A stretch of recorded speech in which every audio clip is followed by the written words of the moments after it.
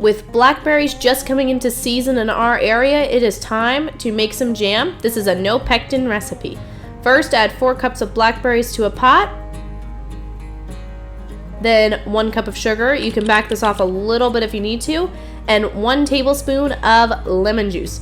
Mash this all up. You really want to get as much juice out of the blackberries as possible. Don't forget to like this video and subscribe if you haven't already.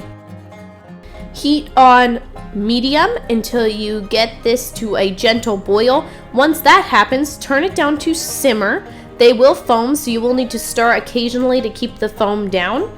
You'll know that they're done when it starts to thicken up, it reaches 221 degrees Fahrenheit, or it passes a gel test. To perform a gel test, take a chilled dish, put just a little bit of that jam in there, put it in the freezer for 1 minute. If it has gelled up, it is ready. If it has not gelled up, it is not ready. Once it's ready, pour into the jar of your choice. Now, if you're new to making jam, I don't recommend canning the first time, but if you want to can, put your half-pint jars in a water bath canner for 10 minutes.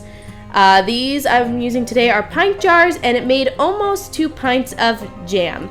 And then I just put these in my fridge. You can store these in a fridge for 4 weeks or in a freezer for up to 3 months.